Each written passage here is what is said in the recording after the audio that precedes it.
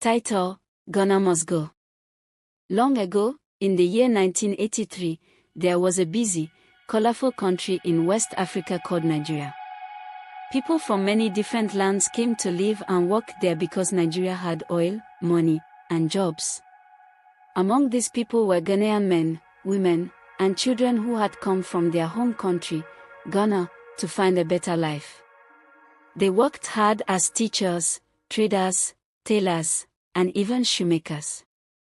They lived side by side with Nigerians and shared markets, music, and meals.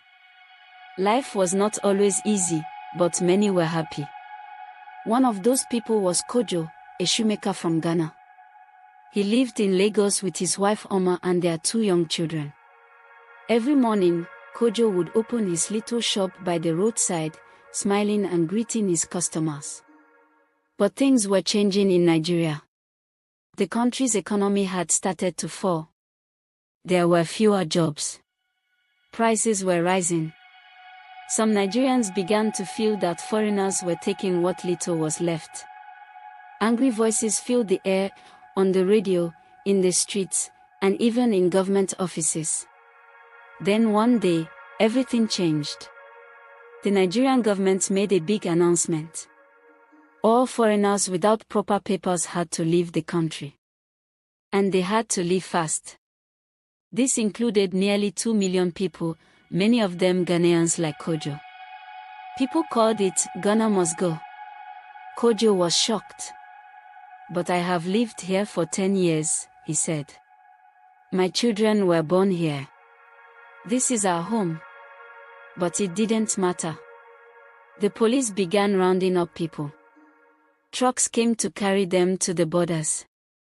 Neighbors who once shared food now stayed silent. Fear spread. Kojo packed everything he could into a red and blue checkered bag.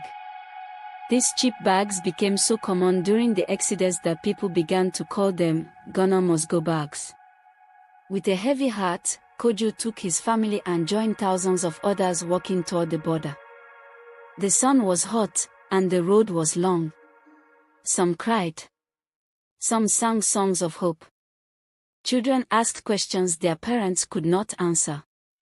When Kojo and his family reached Ghana, they were welcomed by their own people, but they had to start life all over again. Years passed. Ghana grew stronger. Nigeria, too, changed with time. Today, people look back at that time and say, never again. Never again should people be chased out of their homes because of where they come from. Kojo, now an old man, tells his grandchildren the story. He holds up the worn-out red and blue bag and says, "This is not just a bag. It is history.